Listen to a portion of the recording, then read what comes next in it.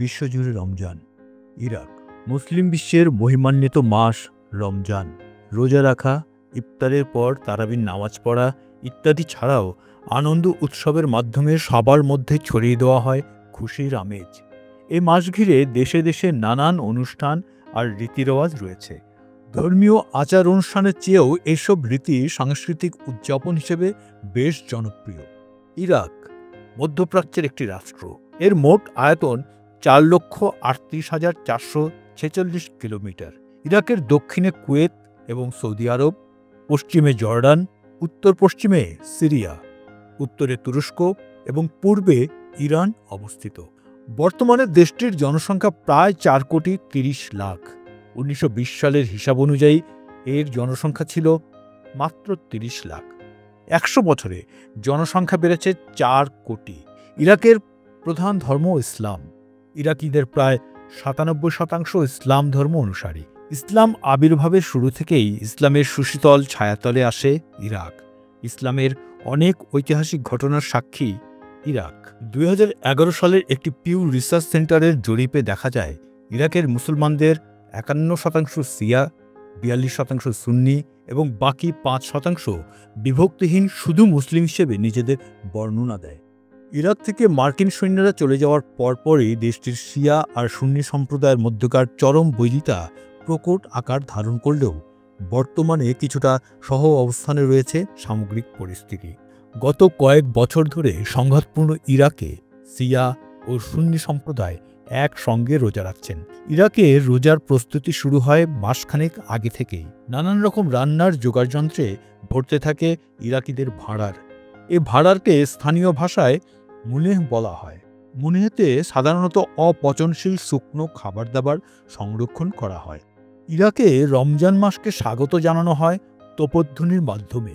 এ সংস্কৃতি তারা গ্রহণ করেছে তুর্কিদের কাছ থেকে। শিশুরা আকাশে আগুনের ফুলকি দেখার জন্য দাঁড়িয়ে থাকে বাড়ির ছাদে কিংবা খোলা মাঠে। তবে এখন আর উসমানী আমলের তোপগুলো ব্যবহার করা হয় না। বর্তমানে কম্পিউটারাইজড দূর নিয়ন্ত্রিত তোপ ব্যবহার করা হয়। রমজানে ইরাকের ঐতিহ্য হল আত্মীয় স্বজনের বাড়ি বেড়াতে যাওয়া। এ সময় তারা পরস্পরকে বিভিন্ন সামগ্রী উপহার দেয়। এ প্রচলন এত বেশি যে এর ফলে অনেক সময় নিজেদের ঘরে তৈরি খাবারও নিজেরা খাওয়ার সুযোগ পায় না। ইরাকিরা খোলা ছাদে বা বাড়ির সামনে খোলা প্রাঙ্গণে বসে ইফতার করতে পছন্দ করে। এটা ইরাকের একটি নিজস্ব সংস্কৃতি। রমজান মাসে ইরাকে বিয়ের মৌসুম শুরু হয়। ইরাকিরা যথাসম্ভব তাদের বিয়েগুলো রমজান মাসেই সম্পন্ন করতে চেষ্টা করে। বিভিন্ন দিক থেকে আধুনিকতার ছোঁয়া লাগলেও ইরাকিরা ইফতারের ব্যাপারে এখনও পুরনো ঐতিহ্যকেই অনুসরণ করে থাকে।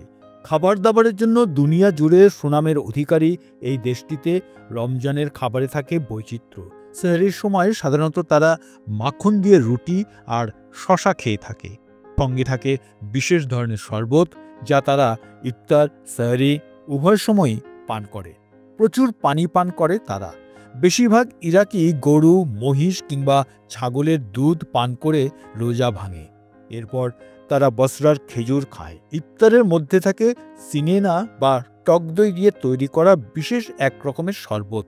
এর সঙ্গে থাকে মসুর ডালের স্যুপ, থাকে সিদ্ধ চালের ভাত এবং ভেড়া অথবা মুরগির মাংস। এছাড়া দৈনন্দিন খাবারে শেখ মাসি এবং দোলমাও থাকে ইফতারে। ইফতারে বাড়ি বাড়ি তৈরি হয় মিষ্টি, বিরিয়ানি, কাবাব, কুব্বা বুরগাল, কুব্বা হালেব ও হালাওয়াত সারিয়া নামক বিশেষ খাবারের। রমজানে ইরাকিরা বিশেষ খাবারের আয়োজন করে থাকে, যা অন্য কোনো মাসে পাওয়া যায় না। তবে যুদ্ধ বিধ্বস্ত ইরাকে এখন আর রমজানে আগের মতো জৌলুস নেই। তারপরও ধর্মীয় অনুষ্ঠানগুলোতে ইরাকিরা তাদের ঐতিহ্য ধরে রাখার চেষ্টা করছেন।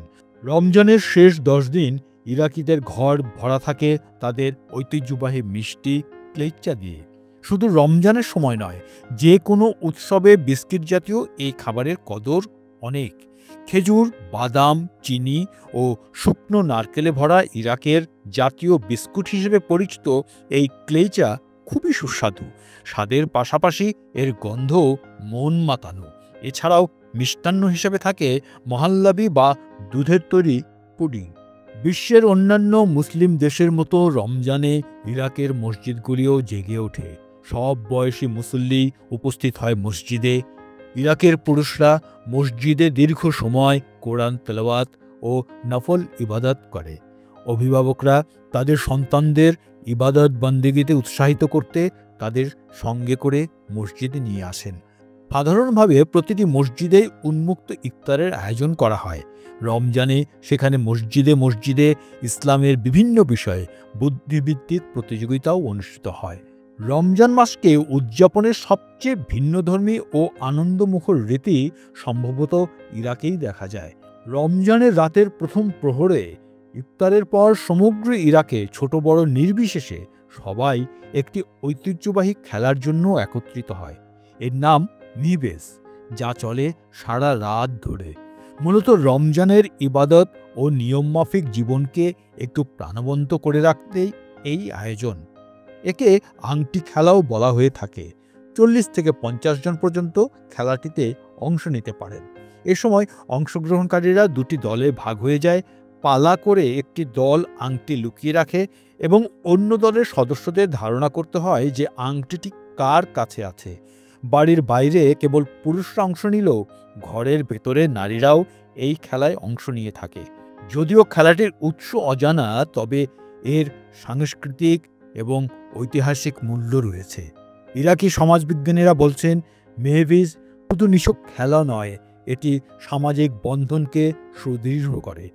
এর মাধ্যমে সমাজে বসবাসকারীদের মধ্যে সঙ্ঘবদ্ধতা বাড়ে। বছরের একটা সময় পুরো অঞ্চলের মানুষের সঙ্গে যোগাযোগ ঘটায়। একতাবদ্ধ থাকার শক্তিকে উৎসাহিত করে এই খেলা। শিয়া ও সুন্নি সম্প্রদায়কে একত্রিত করে এই মাহভিজ। সামাজিক যোগাযোগ মাধ্যমের এই সর্বগ্রাসী সময়ে ইরাকের নতুন প্রজন্ম যেখানে অনলাইন গেমে বোধ হয়ে আছে, সেখানে মেহভিজ তাদের অনলাইনের জগৎ থেকে বাস্তব জগতে ফিরিয়ে আনছে। এটি মেহভিজের শক্তি বলে মনে করেন সমাজ বিশ্লেষকরা। যদিও ইরাকি অর্থনীতি এখন গভীর এক অন্ধকারের দিকে ধাবিত হয়েছে, বিশেষ করে মুদ্রার অবমূল্যায়ন তাদের কঠিন এক চ্যালেঞ্জের দিকে ঠেলে দিয়েছে। বর্তমানে ইরাকে ২৫০০ বিদেশি সেনা অবস্থান করছে। যুদ্ধ বিধ্বস্ত ইরাকে বিদ্যমান মার্কিন যুক্তরাষ্ট্রের নেতৃত্বে যে যৌথ বাহিনী আছে, সেটির মিশন ২০২৫ সালের শেষ দিক নাগাদ শেষ হয়ে যাবে। তারপরও রমজানের এই শুভ মাসে আমরা সবাই চাই পৃথিবী আবার সুস্থ হয়ে উঠুক, ফিরে আসুক সব সুন্দর ও ঐতিহ্যমণ্ডিত সব রীতিনীতি। দেশে দেশে নিজেদের মতো করে সবাই পালন করুক রমজানের মাহাত্ম্য ও তাৎপর্য। বিশ্ব হয়ে উঠুক শান্তির স্বর্গ উদ্যান।